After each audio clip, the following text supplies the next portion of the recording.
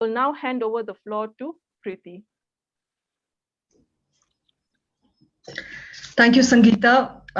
Hello, everyone. This is Preeti. I report and publish Geneva Health Files, a journalistic initiative that tracks the governance of global health. The TRIPS waiver proposal has steadily gained political support from former world leaders, Nobel laureates, activists, and academics. It has also launched a counteroffensive by lobby groups on both sides of the Atlantic and elsewhere.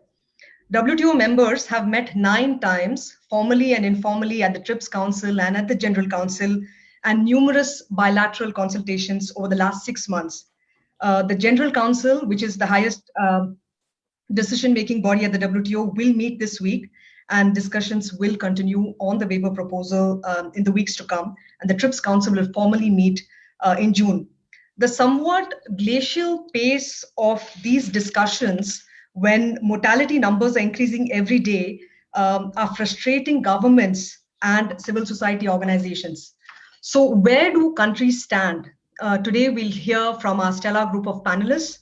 So we have Madame Ruth Dreyfus, former president of Switzerland, Ms. Kathleen Van Bremt, Belgian member of the European Parliament, Congresswoman Jan Schakowsky from Illinois, United States, Ambassador Joelelva Mlumbi-Peter, who's also the permanent representative to the WTO South Africa.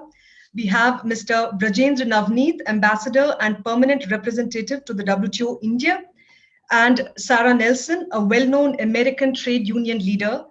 She's the international president, Association of Flight Attendants, affiliated to the AFL-CIO.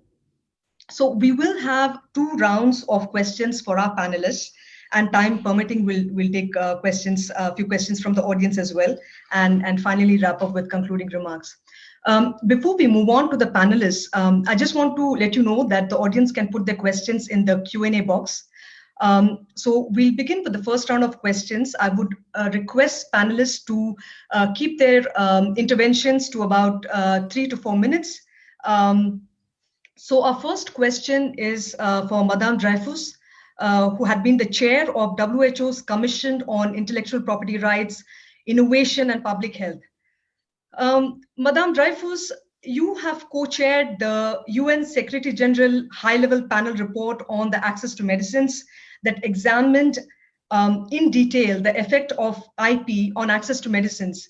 What is your view on the TRIPS waiver proposal and the opposition of a handful of developed countries, including Switzerland, on the proposal? Thank you so much, and welcome to all the panelists and the people listening to the panel. I'm very delighted to be one of the panelists. Preeti, I think we have to think about what happened 20 years ago. The Doha Declaration recognized that there are ambiguities between the need of governments to apply the principles of public health and the terms of the agreement of trade-related aspects of intellectual property rights, what we call TRIPS. And if I may quote, the TRIPS agreement does not and should not prevent members from taking measures to protect public health and enhance access to medicine for poor countries. This approach is a child of the HIV/AIDS pandemic, and it emphasizes on the possibilities of each member state to use the flexibilities.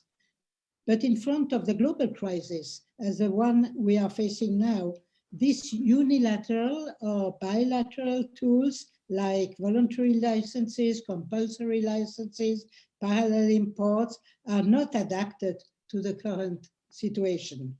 We urgently need a more global approach as proposed by India and South Africa based on the Article 9 of the Marrakesh Agreement.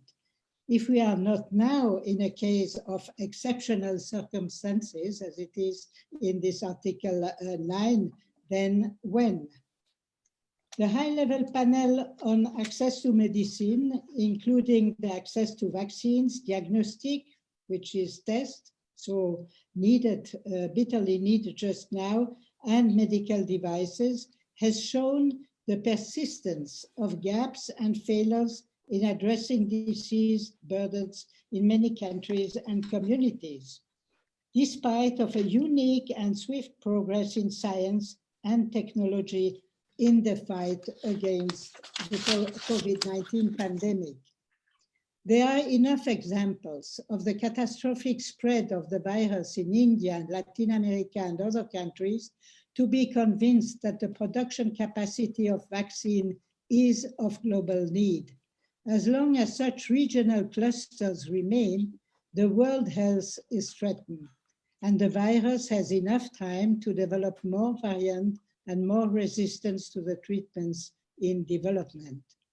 Both reports I had the honor to chair and co-chair insisted also on the fact that medicines, vaccine, diagnostic and medical devices whose R&D is financed by public and philanthropic resources should be considered as common goods.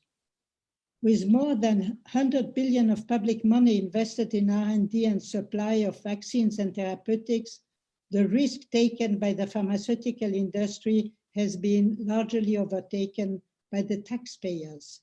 It is therefore an obligation for the states to guarantee a fair access and affordability of the means to control the pandemic worldwide. My country, Switzerland, doesn't share this idea, but I think it is victim of a vision that is more ideological than really pragmatic and adapted to the challenge we are facing now. Ideological for the reason that making the rights of intellectual property like something very sacred is not a political position I can share. And I must say practically the industry has no right to use the monopoly in a situation where we need really to have a global approach of the pandemic. Thank you so much for that, Madame Dreyfus. It's important to note that the opposition is more ideological and not perhaps pragmatic. My next question would be to Ms. Van Bremt. The EU is opposed to the waiver, arguing that voluntary bilateral manufacturing agreements are the best way of dealing with the pandemic. But this approach has led to huge disparity in access, secret agreements with few or no developing country manufacturers getting licenses. Is relying on the goodwill of pharma really the best approach to promote equitable access? Well, good afternoon to some of you. Good morning, I guess. Happy to be here, and let me thank you first of all for the organization. I think we will only get there if we keep on the pressure high and we make sure that we get good coalitions. And I think the EU and the US will be key in the weeks to come, and we will need all the pressure that we can have. Let me try to answer your question and come to the situation in Europe.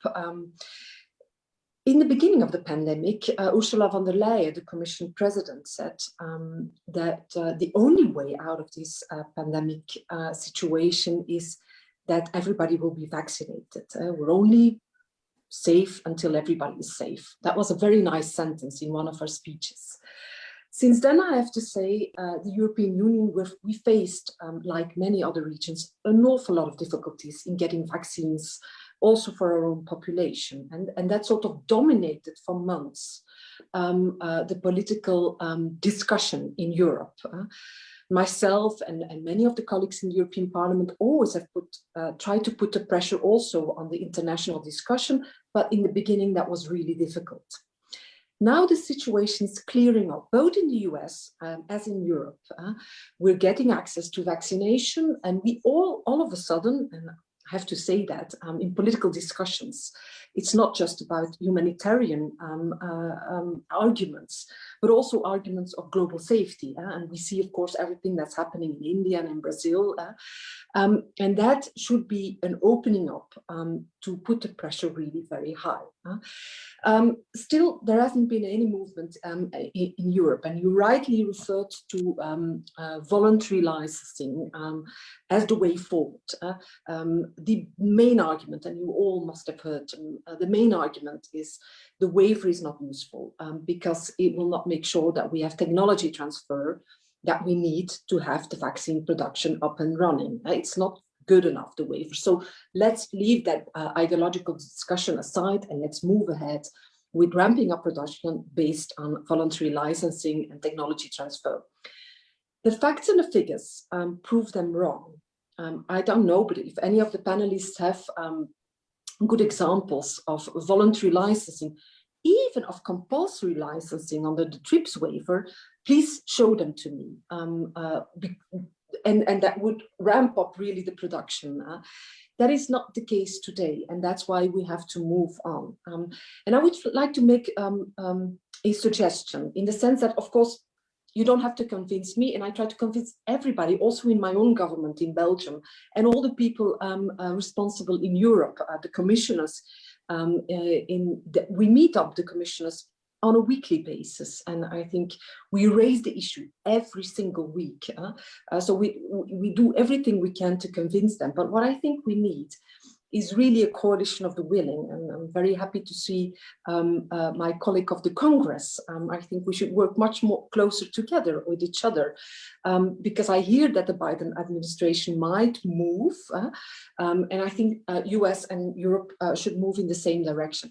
And my suggestion would be, let's have an open discussion. First of all, let's have an open discussion with the pharmaceutical industry and the companies. Look them right into the eyes and say how unacceptable it is that they decide on the price, that they decide who can produce, that they more or less having all the leverage in their hands.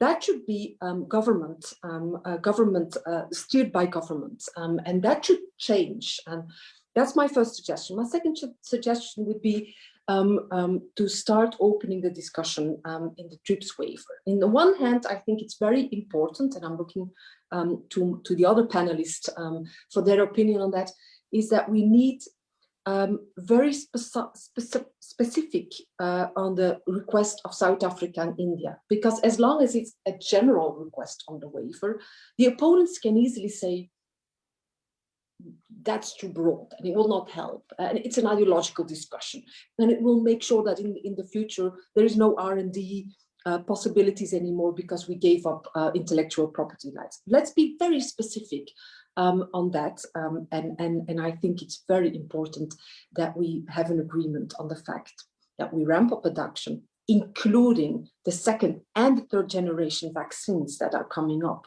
that include also all the different mutations, and that we make sure that we ramp that up and that we have a sort of agreement on whatever it takes. And the waiver is a way forward to make sure that there are no liabilities left over when other regions are starting to produce. Thank you. Thanks so much for that. There's a clear call for the coalition of the willing, and we'll get to the ambassadors who worked on the, who are co-sponsors for this proposal, to know their opinions on the fact that the waiver is too broad and so on. My next question is to Congresswoman Jan Schakowsky.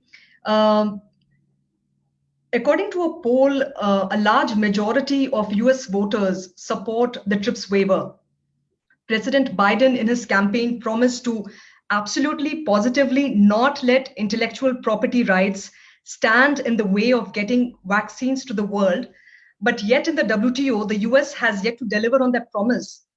So in your view, what should be the position of the US with respect to the waiver?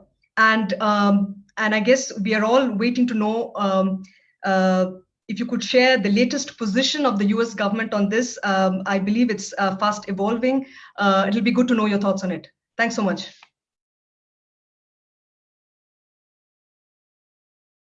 You'll have to unmute yourself. So sorry. I am so happy and honored to be here with a panel of these powerful international leaders and voices. So our mission, my brothers and sisters, is simple. It's to save the world from the coronavirus. And the United States certainly can play a very, very important role. I know that the WTO said that there have been, the World Health Organization has said that there's been 1 billion vaccine doses distributed. 0.3% of those doses have gone to poor and developing countries. And that is just totally unacceptable. And it is true that wherever the virus exists, we all are in danger. And so the United States position is evolving, I believe and hope. And there are divisions even within the administration. And the members of Congress, a majority of the Democrats have weighed in favor of a TRIPS waiver. It's absolutely unacceptable. We are at war with the virus, and yet what we are seeing is war profiteering. We're seeing that profits are being put over people. There is no excuse. And when Big Pharma talks about its priorities and that intellectual property rights rule everything, they are forgetting that the American people, the taxpayers, have spent billions and billions of dollars in research and development, in distribution, have a huge stake in this. And as you said, Preeti, that the majority of Americans believe that it is important for us to make sure that the vaccine is available everywhere. I think the American people understand perhaps better than anyone that the virus anywhere threatens us everywhere, and that we're going to have to act. The big disappointment is that the organizations have been asking, and the countries have been asking for a waiver since even before President Biden was sworn in. And at that point, he was promising that he would drop the requirement for the pharmaceutical companies to dominate through intellectual property rights their will. So it's been long overdue. The variants that are developing in viruses are not waiting for us. This is a very wily virus, and time is of the essence. And so I agree that we need to mobilize. We need to fight back loudly. I am encouraging in the States and maybe around the world that we have today and tomorrow, when the meeting of the WTO is happening, that we have a tweet storm, that we go to social media and put out our messages and retweet and make a demand now that all of the technology be shared, that there be a waiver, that we make sure that every country has the opportunity either to produce or to have the recipe for these vaccines. And so we are, I believe, at a critical moment. The next meeting of the WTO is not for another 2 months. We can no longer just chat about it, discuss about it. It is time to move, and the sense of urgency needs to be conveyed, and we need to mobilize our people around the world to demand it now. And I'll yield back. Thanks so much for that. We were, although, waiting to hear about any intelligence in terms of the thinking inside the U.S. government. Would you mind speaking on that, or?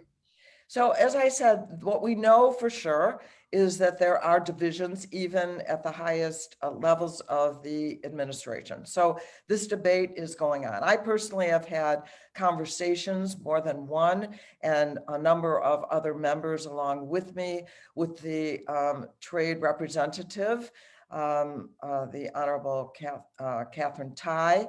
And while I think she understands fully what the stakes are, we have not heard a commitment yet that she will present and discuss at the WTO the position of the United States that I hope will change. In past meetings, the U.S. has been quiet, really, in that conversation. But I have to tell you that all of the reporting that's going on, and you're a reporter yourself, has been talking about the momentum building toward making a change. And that's really what I'm calling for today, that we here also help to add to that momentum and the voices and make that change. But it is not clear at this moment what the position that the United States should take. We want them to go to the text of the at the WTO and make the changes that are necessary, that are going to allow all countries to have access. So that's the debate that is very much fired up and has been really building over the last, I would say, few weeks, to the point that we are hopeful that we're going to see a dramatic change. To let pharma, and Pfizer just released, or it was reported, their profits for the year are enormous. They're making money hand over fist. And this is an international crisis that we're facing right now. We can't wait. We have to abandon the rights of the monopolies over the rights of people and our health all over the world, our lives all over the world. Thanks so much for this additional clarification. It's interesting to see the potentially shifting positions on this. Our next question is actually for the South African ambassador, Madame Julelva Mlumbi-Peter. Proponents have been calling for text-based negotiations for a while. What is the level of support for the demand for text-based negotiations among WTO members? Clearly, a significant number are in favor, but what can you tell us about the latest sort of developments? Thank you very much, Preeti, and good afternoon and good morning, everyone. Let me start by saying, when India and South Africa submitted the waiver proposal on the 2nd of October 2020, we were sitting at 1 million people who had died due to COVID-19. And as we speak, over 150 million people have been affected by this virus, and 3 million people have died. So while the WTO has been engaging for the last 6 months on this proposal, people have been dying and people continue to die. So we'd agree with those who are saying it will take political will, and it will take a WTO that recognizes that it has to be part of a global response to the pandemic for us to make a breakthrough. What we have seen over the last 6 months are secular discussions in the TRIPS Council, and the co-sponsors have responded to all the questions and have made submissions, detailed submissions into the process to clarify what the scope of this waiver means, what does it mean for IP rights, and the fact that this does not mean that we are disregarding the role of IP to research and development, that this is a limited scope and targeted waiver necessary to respond to the COVID-19 pandemic. So as you said, in terms of where we are now, we are of the view as co-sponsors, the 60 co-sponsors that have signed up to this proposal, but also the majority of the WTO membership are of the view that it is time that we move towards text-based negotiations. And the text-based negotiations will ensure that we engage in a good faith and in a solution-oriented discussion that will ensure that the interests and concerns of all are taken into account in the ultimate text that will come. Our objective in putting forward this proposal was to ensure that we deal with the IP barriers that inhibit production and diversification of production of vaccines, of therapeutics, as well as diagnostics. There are, of course, a few members that are concerned, and they've indicated that they are not ready yet to engage in terms of text-based negotiations. They still want clarifications, and they are still asking questions, which, as I've said, have been responded to. The scope of the waiver, and I've also heard that the waiver and the scope of the waiver is quite broad. Maybe let me just clarify a few things. The scope of the waiver has been carefully thought through, and the aim is to target specific and certain provisions of the IP regime in the WTO that are vital to the production of vaccines, therapeutics, and diagnostics. And we have targeted it when we were looking at the specific products that you need. You need PPE, you need vaccines, you need therapeutics to be able to effectively respond. And we identified those specific IP rights and IP provisions within the TRIPS agreement that are necessary to enable production of those products. And we have also indicated that we are flexible to look at the scope. In fact, when it comes to the duration, we did not even propose a time frame because we felt that in good faith, we should allow the membership to look at the time frame and the duration that it will take to respond to this pandemic. But we are in the process, having heard the concerns about the scope being too broad, we are in the process now of revising the proposal. The revision will make a proposal in terms of the duration based on the information that is available to us in terms of how long it will take to effectively ensure that we inoculate the global population, taking into account the current level of production. And I think we need to also emphasize that the current production capacity that exists is around 3.5 billion doses per annum. And what is required to effectively respond to the pandemic is 14 billion. So the current manufacturers do not have enough capacity to respond to the 14 billion. They can't meet the global demand. And what is important to meet the global demand is to address the barriers to production. And we also agree that IP is not the only barrier, but IP is one of the significant barriers that will unlock production.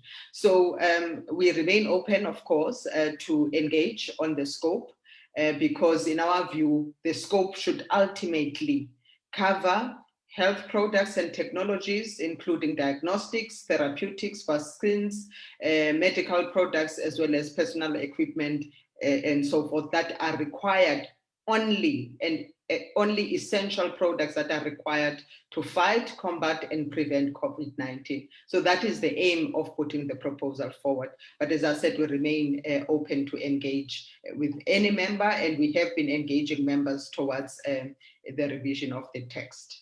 Thank you, Preeti.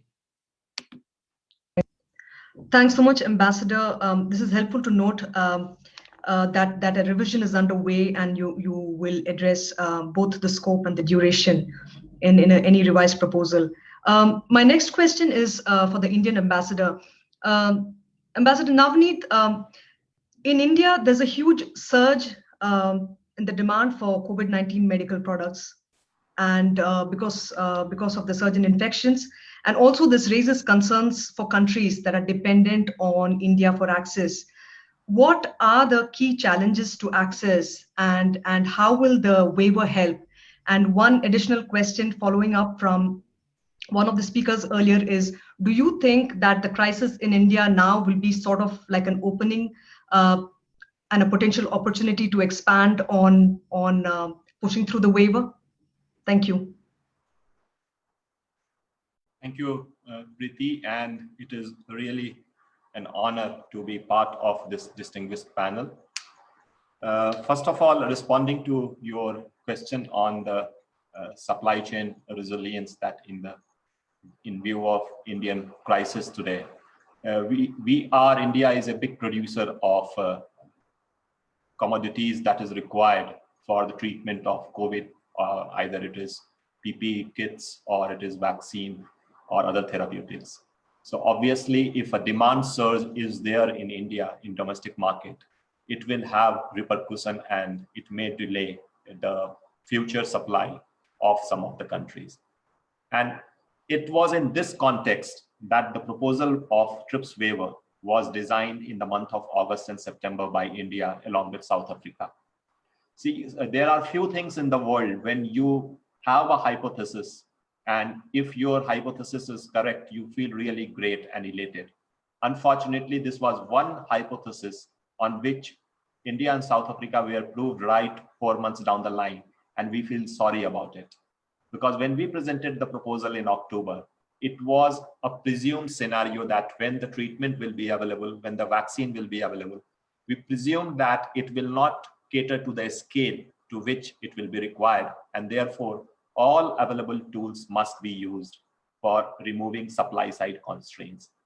Unfortunately, whatever was being done last year across the globe in multilateral agencies and by some of the leaders, it was reflecting on the demand side problem. So people were trying to do the demand pooling, then they ended up doing the financial closure for the demand pooling, whereas very little attention has gone on the supply side intervention. So as my friend Kolalwa has said, that even if we discount 14 billion and say, let us start with the adult population, because still we don't have a candidate for less than 16 years children vaccine. So 10 billion doses, 5 billion adult population, 10 billion doses. And if we are not doing it in quick times, that means 2 quarters henceforth, because we have already lost 4 to 5 months. That means 1.5 billion per month manufacturing capacity we need, 1.5 billion. And I'm sorry, we don't even have 400 to 500 million per month manufacturing capacity. So anyone thinking, Indian example has shown that anyone thinking that if we are safe by vaccinating their own population, it is not going to happen, because we have seen that in measles, we have seen that in smallpox, we have seen recently in polio, that only when you do global immunization, then only you can get rid of the virus. And therefore, our plea to the world, and thanks for all your support, is that we must take leadership and provide 10 billion doses of vaccines in a couple of quarters. And whatever it takes to do that, the leadership should do that. Let me touch upon 2-3 more points that I don't want to make it developing versus developed or north versus south or south versus north debate. I have complete economic rationale for what I am suggesting or what I am saying. If you take 10 billion doses, if you put a cost to those 10 billion doses, let us, for the sake of simplicity, say $10 a shot. We are talking of 100 billion worth of commercial value of products immediately required in the global market. And 1% drop in global output, it costs $850 billion. And we have already lost $6 trillion in 2020 because we went down by 4.5% instead of 3% growth. The second thing is on the stimulus. Already countries have given fiscal and monetary stimulus to the tune of $10 to $12 trillion. So when we compare $100 billion to be put on table as compensation or incentive for R&D and committed for the next 4 or 5 years, it is nothing compared to what is being lost in the global output and in terms of stimulus by contracting future debt. Last point, I would like to say that we are not against IP rights. We don't want to go back 25 years back debate that these countries are against IP rights. I will give examples that when we imposed lockdown across the globe, no one complained that country X, Y, or Z is against human rights, because that was the fundamental right we curtailed of our citizen. We have participants here. Sarah is representing the Association of Civil Aviation Industries. Don't they have their right? Because they have also invested capital. Services sector, if you see restaurants, hotels, tourism, they are closed. So they also have their right as per market economy condition. When European Union has exceeded fiscal deficit beyond 3%, we don't charge them of fiscal profligacy, because that is the need of the hour to go for fiscal expansion. So in the same manner, when we talk about a temporary waiver of intellectual property rights, it should not be judged as we are against intellectual property rights in perpetuity. And I cannot agree more with Honorable former President, Member of European Parliament and Congresswomen, that time is the essence, that if we are not delivering in the couple of quarters, larger damage is going to have in the world. Thank you. Thank you so much for this. Lots of numbers. One striking, of course, was the current capacity could be 400 million for 400 million doses, but what we need is 1.5 billion doses. Our next question is for Sarah Nelson. In your view, what is the social and economic impact of failing to lift intellectual property monopolies on COVID-19 medical products?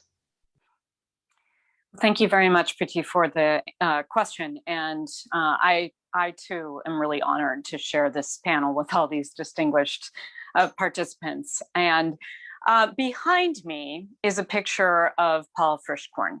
He was a good friend of mine, a flight attendant, in the first to die in the United States due to COVID-19, contracted at work.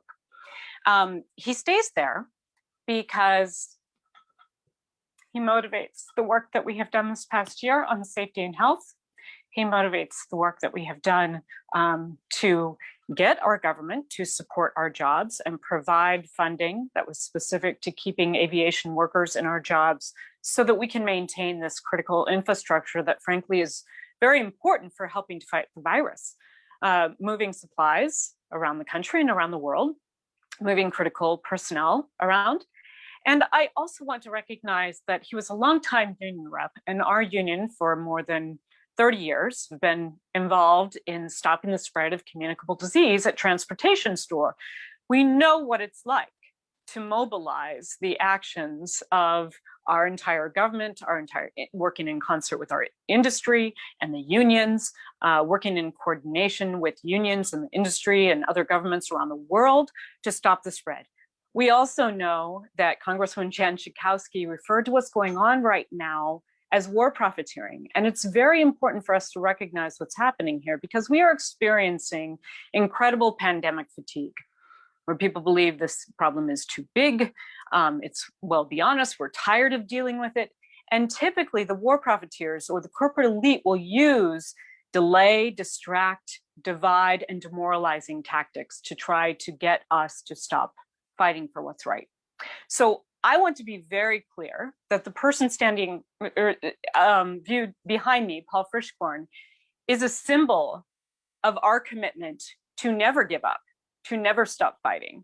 Also in a picture behind me is Jennifer Bates. She was an Amazon warehouse worker who was a part of the campaign in Alabama to try to gain union representation, to address safety at work, to address conditions at work. And she said, we are not robots who live to work. We work to live. It's very important to recognize that the International Transport Workers Federation is united. Unions representing transport workers around the world are united in support of this TRIPS waiver. That's because we know that we have to act urgently and remove all barriers in order to create the production that will get shots in the arm of everyone. Today, there was news that broke with quotes from Dr. Fauci here in the United States, talking about his concern about the delay that's going on with all of this discussion and the possible lawyering and lawsuits that will delay production and keep us from mobilizing production, as President Dreyfus mentioned earlier. This is one of the things that we have to do. We cannot be distracted by the fact that they're saying that in some cases this won't solve all the problems. That doesn't matter. We have to stay focused on the fact that this is one of the things that we have to do to mobilize as an entire world against this pandemic. And we are simply not going to be able to do that unless we take urgent action. I want to finally note that it is very important that as we talk about, and of course, Congresswoman Schakowsky knows better than I do, But it is very important to recognize that President Biden was absolute, could not have been more clear in his position on this waiver before he was elected president. And President Biden has yet to speak up publicly, but I think that we can take President Biden at his word, that he is in support of this. We have to keep pushing for what is absolutely right, because I will tell you that I know that we have secured our industry through September. If we do not do this, our lives and our jobs are at stake. It's that simple. And as the old labor adage goes, an injury to one is an injury to all. That is normally how we treat any sort of communicable disease outbreak anywhere in the world. And we have to remember that right now. We have to be absolute in our demands to get this done and add the urgency to make it happen. So we are going to be redoubling our efforts this week. We are going to call upon our companies also to speak out, and we are going to take additional action that steps up very quickly to make it very clear that you cannot send flight attendants to work because the flights are continuing to operate to India, even though the government has said now there are travel restrictions because there are concerns. They're continuing to send us to work under conditions that are unsafe and unacceptable as long as the world is not mobilizing every single effort to produce this vaccine, distribute all of the PPE that is necessary, and create an entirely mobilized world against this pandemic. That is the war that we are facing, not the war against Big Pharma. We need to count them out and focus on the war that actually matters. Thanks so much for sharing these personal stories as well. I have a follow-up question to you, which I will come back to in a minute. But before that, let's head to Ms. Van Bremt. I understand you might have to leave. Our question is, some EU members are having robust national discussions on the waiver. Some have adopted parliamentary resolutions supporting the waiver. Many MEPs, MPs, civil society, and others have supported the proposal. But we have yet to see a shift in the position of the EU. Why is it so? Wouldn't EU members also benefit? If you could respond to that. Thank you very much. And I have to say, listening to all of you, that is, I think, encouraging. And Sarah, I want to say, you remind me how important unions are in this battle as well. And as a politician, you sometimes forget the huge impact it had on certain and still has on certain sectors in our society. So thank you very much for that, Sarah. And I think this is a global fight, and we need to get workers involved very much as well. So thank you for that. Your question, Priti, is a very good one, but also difficult to answer in the sense that more than the US, the EU is a very complicated political system. Most of the time, I'm very supportive of the European Commission, whom we control from the European Parliament. But in this very specific issue, they take up a stance that doesn't, well, it's very difficult to say, but it doesn't reflect always the political situation. Let me try to explain. What I'm trying to do the next coming days in this parliament, because there's a lot of people in this parliament that support the waiver, a lot of people, but we don't know exactly how many, because we didn't have a vote on it. And you know, in democracies, from time to time, you just need a vote. What I would want to do is to get a debate in the May plenary with a resolution.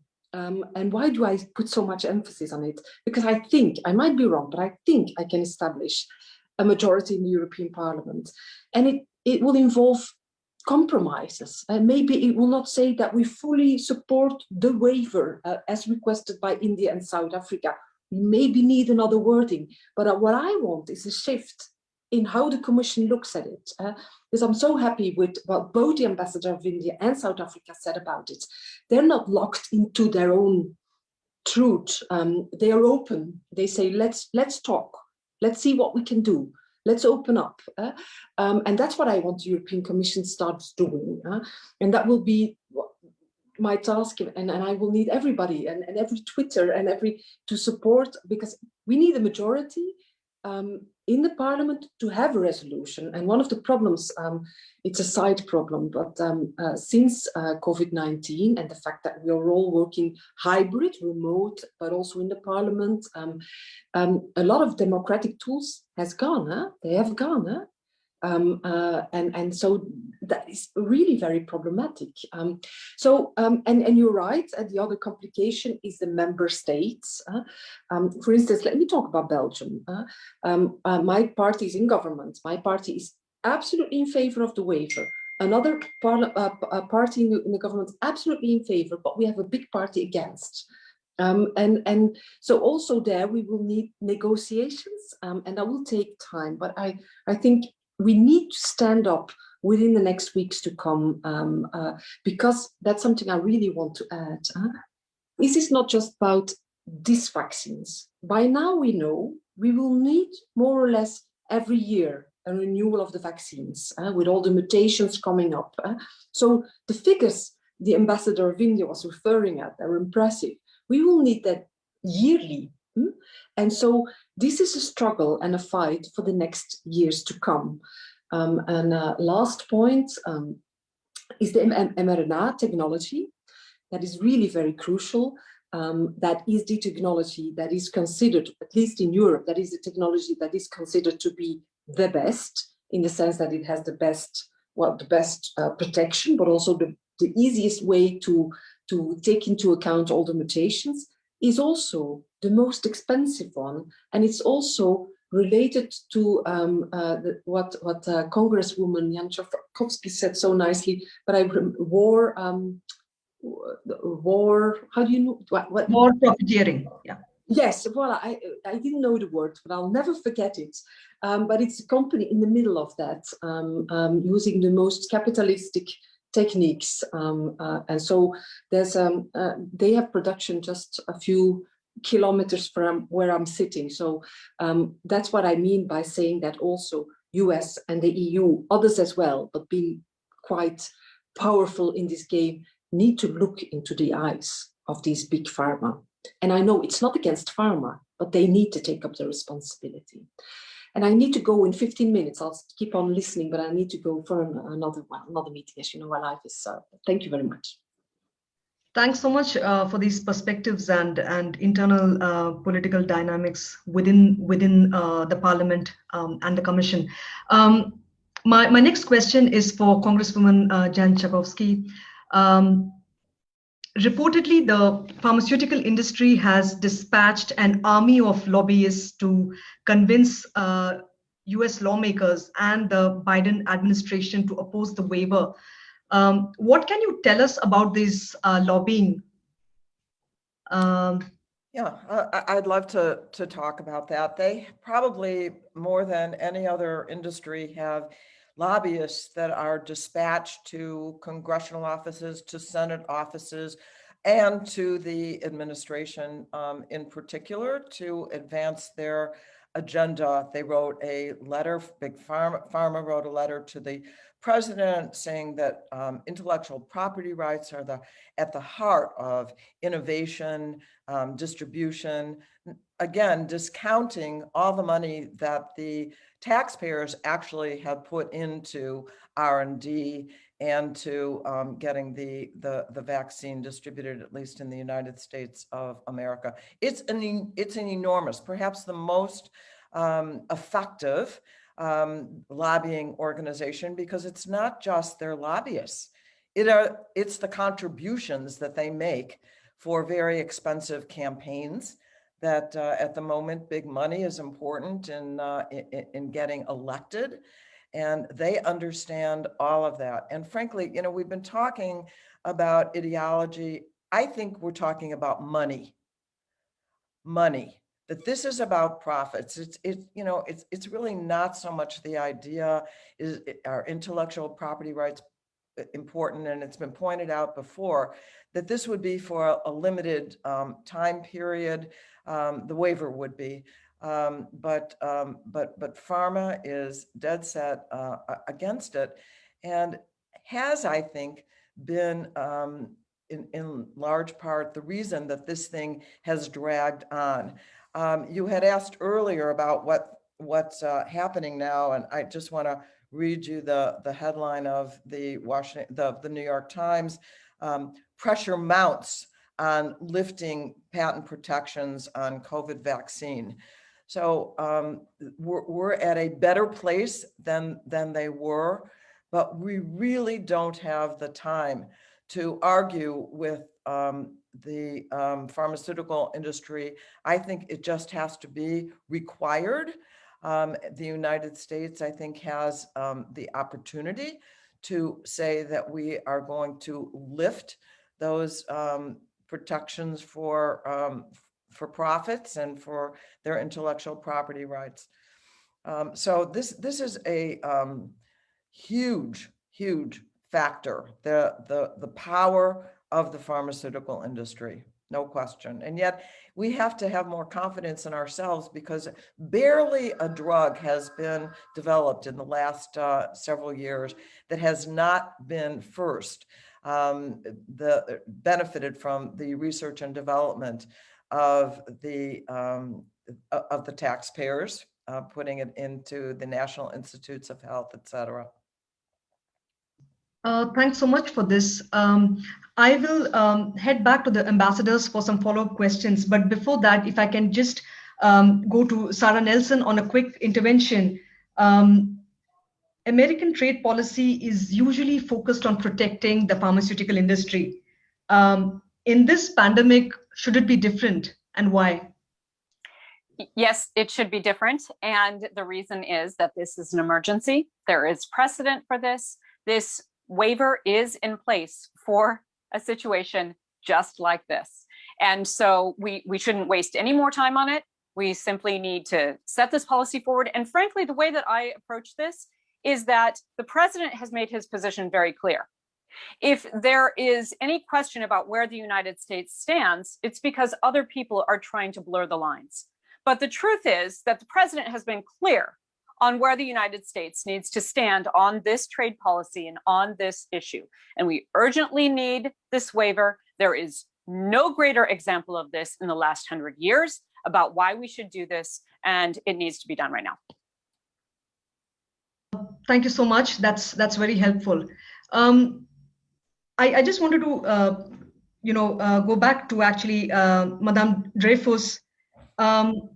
There has been some discussion on the fact that TRIPS flexibilities are actually enough to address the current pandemic. But in your view, do you think TRIPS flexibilities are sufficient to address equitable access to medical products during this pandemic? My personal opinion is that it is not, and I would say it is also the opinion that came out from the two commissions I had the honor to chair and to co-chair. Let me take these flexibilities. I mean, if we speak about compulsory licenses, we have now a huge experience that it is a lengthy and very, very difficult way, often without a result that is satisfactory. I mean, this is not the tool that would allow us to go as swiftly as we should to counter the challenge we have now. And as I said in my preliminary thing, it's always something bilateral. It's not something that can really confront the whole and global situation. But this pharmaceutical industry speaks also a lot about the beautiful voluntary license system. But this has also shown its failure just in this time. When you think that generic industries who are well known for the good practice and the production capacities did not saw their proposal to production of vaccine refused by the pharmaceutical industry in a time in which, and it was also told by other panelists, in which the production capacity of the license owner is clearly insufficient. We see it, we have a stop and go in production, we have a slow scaling up of production. And when I think that an industry like Teva, for example, cannot help with its capacity, it shows that voluntary license is not a system the pharmaceutical branded industry is really using in a sufficient way. And one of the panelists spoke also about the transfer of technology and knowledge, that this is one of the unanimously accepted principle and recommendation.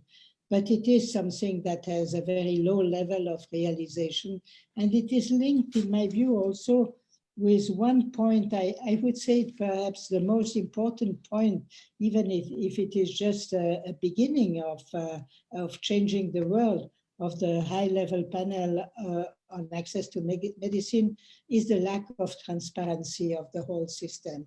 The lack of transparency of production possibilities, but the technology, but the lack of transparency also of the prices, of the cost of production and the prices. And in this kind of bilateral negotiation, we have seen, even with countries or inside WHO, having no information about the prices of the products is responsible for a very great imbalance of the bargaining power of the countries who want to buy and to purchase now vaccines and tomorrow therapeutics. So that the tools that were developed on the basis of the Doha Declaration are tools that are not they are not up to the challenges we have to face now.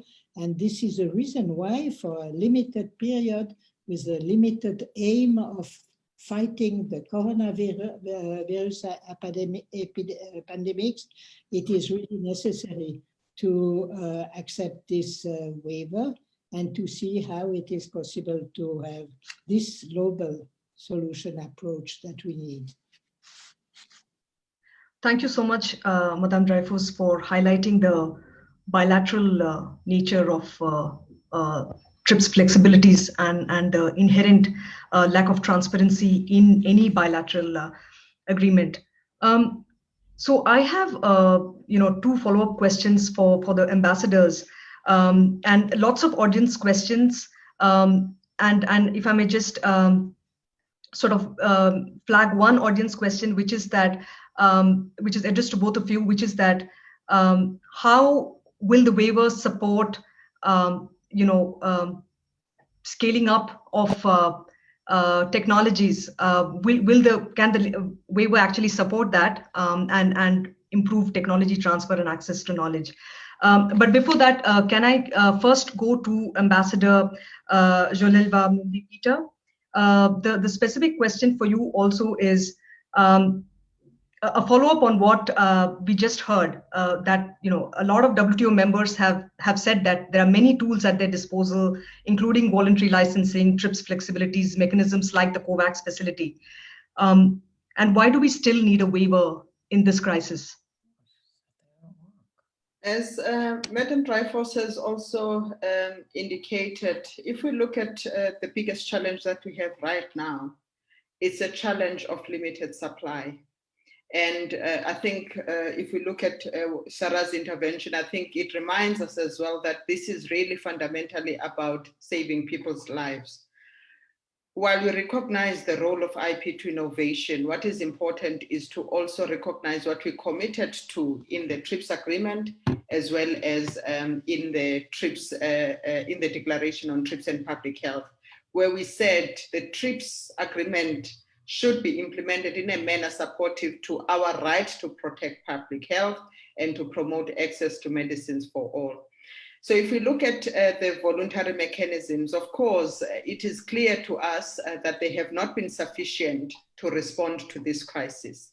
The DG of the WTO held a meeting with the vaccine manufacturers across the board.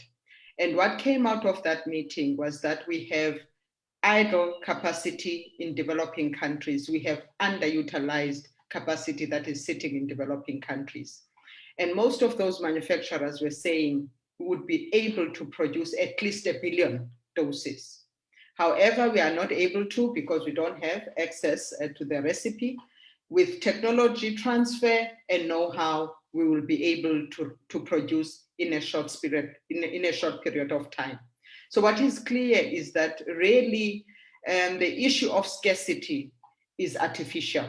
It needs to be unlocked by removing the current barriers to IP. Madam Dreyfus has also clearly indicated the challenges that are related to voluntary license agreements. They are shrouded in secrecy. The licensor puts terms and conditions that will make it very difficult for us to deal and respond effectively with the public health crisis. There are limitations to production, limitations to quantities, to exports, including the geographical distribution of the doses that are being produced. And what we have also seen is that many of these voluntary license agreements are only limited to contract production on a fill and finish. So it doesn't address backward integration, and most of them do not have distributional rights. So as I said, it does not enable that there's an effective response to the public health crisis. The TRIPS flexibilities as well have their own limitations in terms of Article 31 and Article 31 bis and the compulsory licenses. You can only issue them on a case-by-case, product-by-product, and country-by-country basis. So clearly, it does not enable collective use of compulsory licenses. It does not enable an effective response to the pandemic. So with those limitations, we need something else because of the specific circumstances that we are faced with. If you look at COVAX, COVAX, of course, is also a very good initiative, but it is not sufficient as well, because what COVAX will cover is 20% of the population of the participating countries. So, and we have also seen as well that COVAX is also struggling to secure the vaccine. So far, only over 40 million doses have been secured, and it's not sufficient to even cover that 20% that COVAX is supposed to cover. So there are concerns with regards to the current mechanism. So what the waiver does is to complement all of this. Every contribution is welcomed. However, so far it's clear that the contributions and the mechanisms that are there have not been sufficient. So what the waiver will do, the waiver will remove the legal risk of being challenged, and it will enable manufacturers to share technology, to share IP, to share know-how, to enable and unlock productive capacity.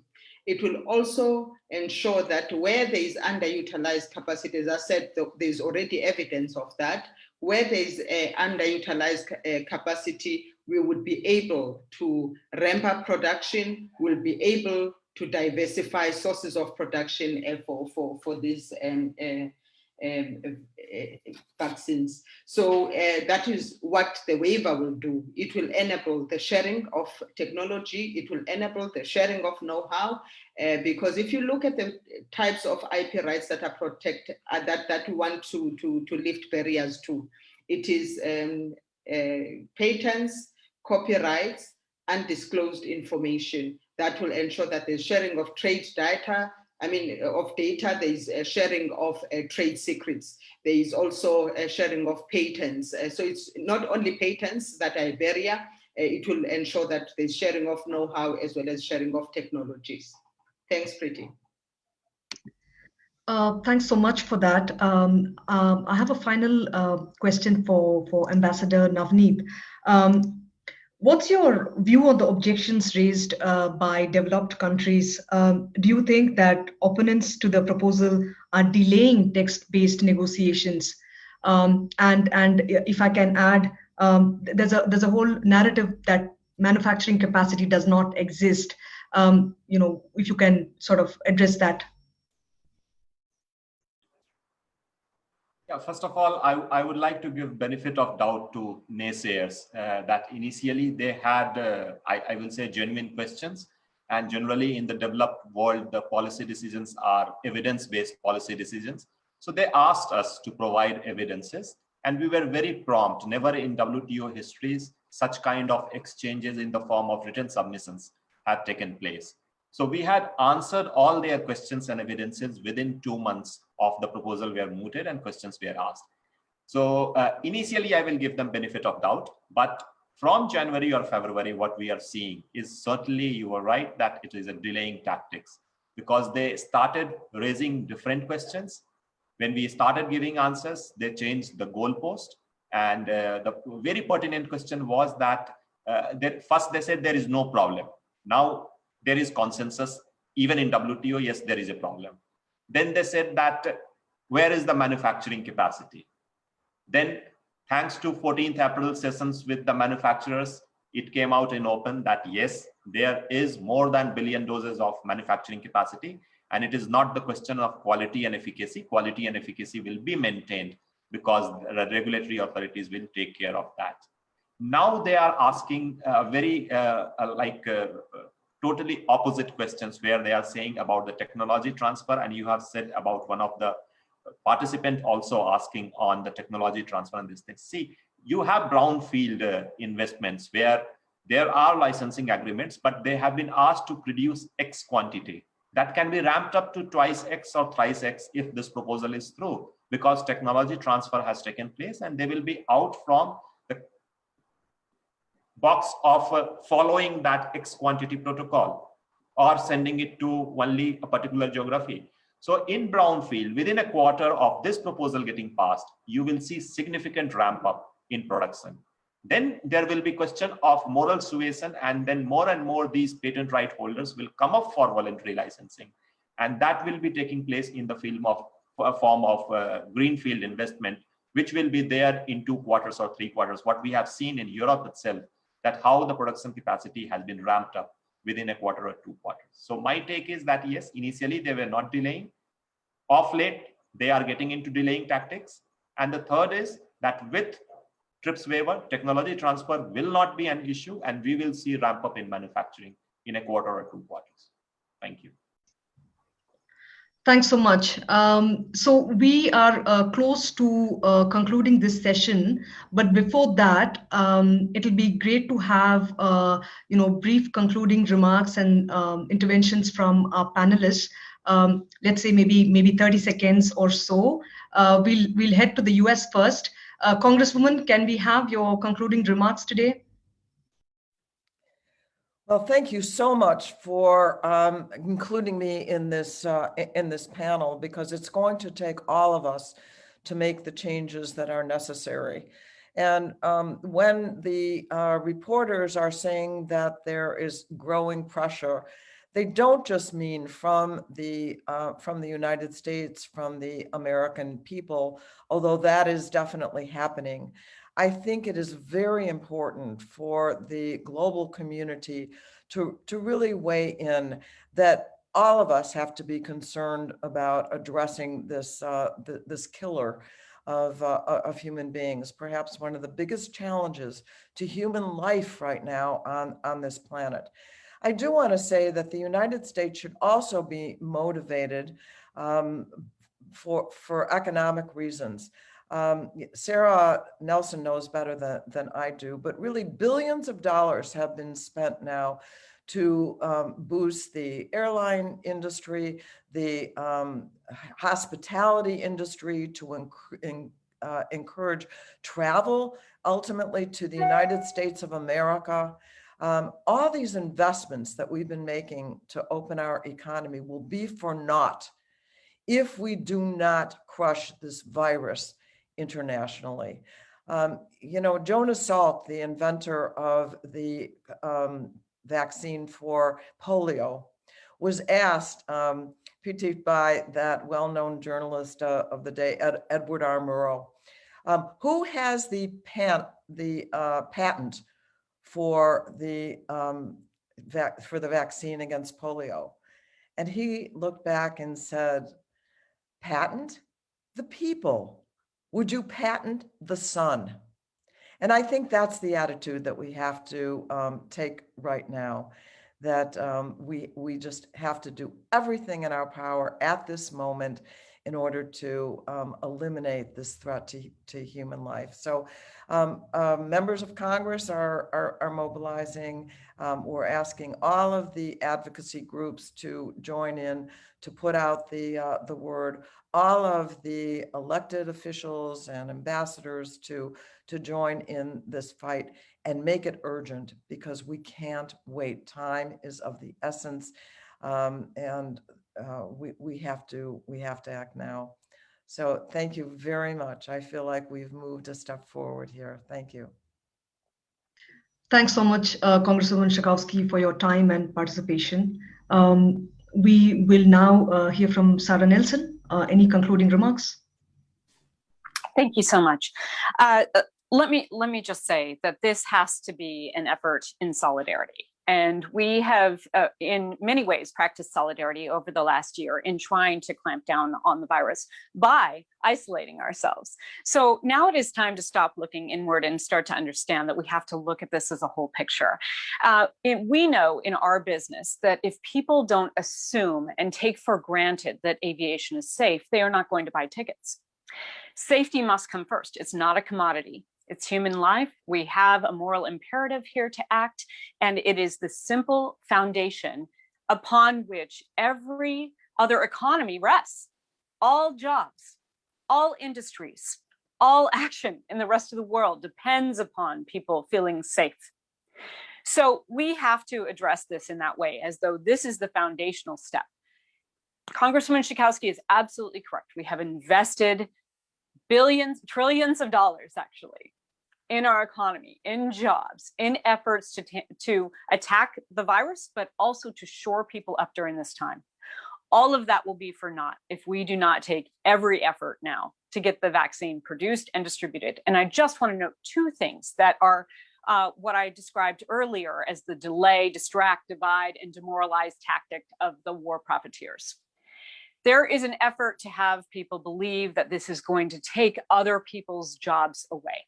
Okay, if we remove this, we can ramp up production and create jobs around the world as well in the manufacturing. So this supports jobs as well. This supports all the people right now who are currently out of work or underutilized and with less demand. We also have to attack the fact that this is an idea that this intellectual property is something that has to be so carefully controlled, and we don't want to hand it over to our enemies. Let's be very clear that Pfizer has already allowed China to license making the Pfizer vaccine. The recipe is already there, not to mention the fact that no country holds the controls on the development and innovation that is happening all the time in science. So this is a time for us to be collegial. This is a time for us to act in solidarity and with urgency, and to clear out all these distraction tactics. Safety first, which supports jobs in our economy and our world, and we have to get to it now. Thanks so much for that view from ground up.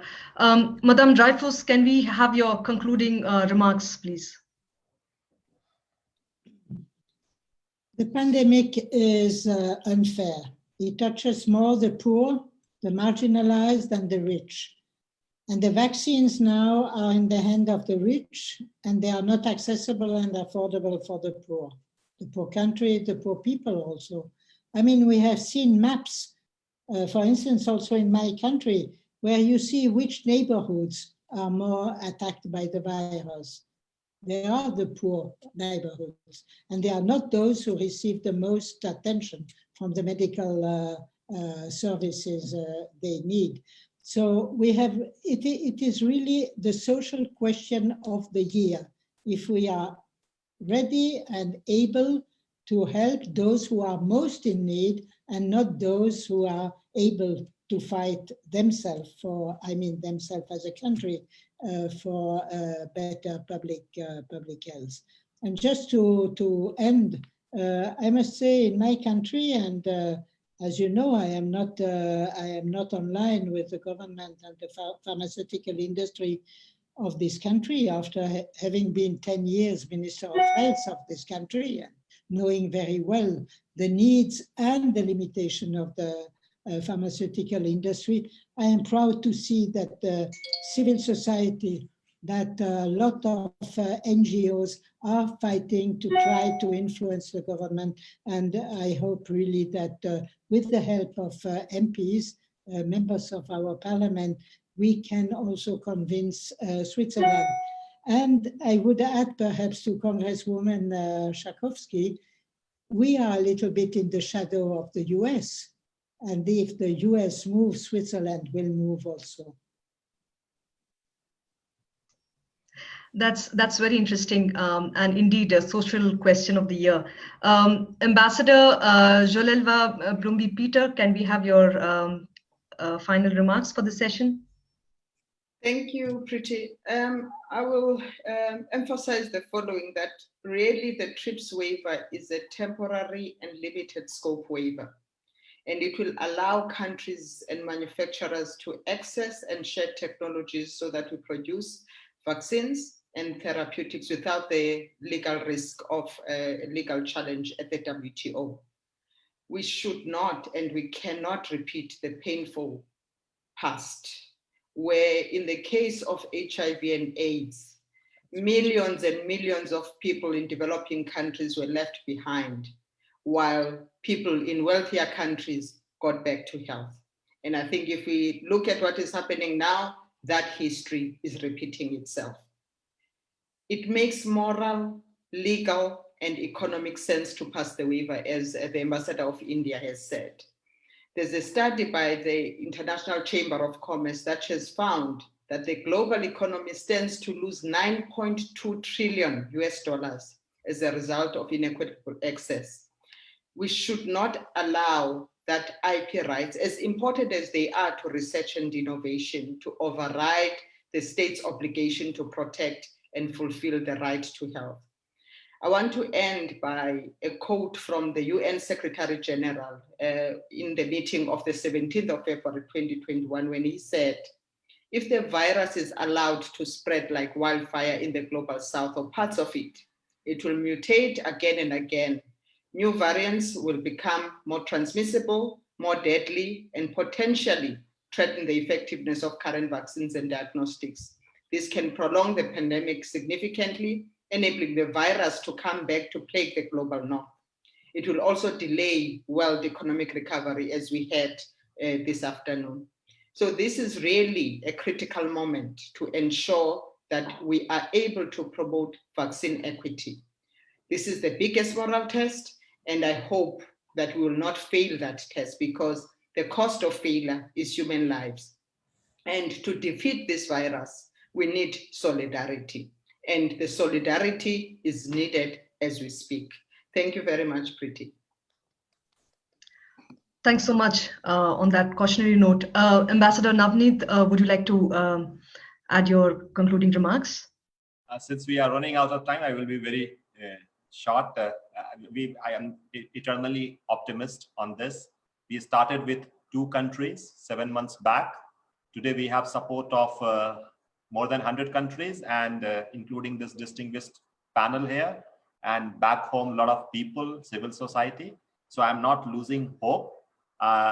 We always say in India, from childhood, we have been told what we call Vasudhaiva Kutumbakam, that is, world is one family. So this is the time when we actually practice this theory, what we have been taught in our childhood. And often I say, and I've written also a piece on that science has delivered, whether WTO will deliver. So I would end at that note. Thank you.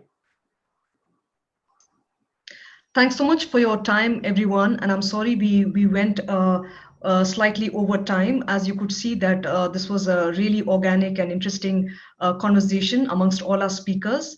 And reporting on this, I've always thought that, every few weeks, it feels like a turning point in the TRIPS waiver discussions. So we will see whether we are really at a turning point in the coming weeks with all kinds of pressures building up within the US and EU, and possibly that could have a domino effect elsewhere.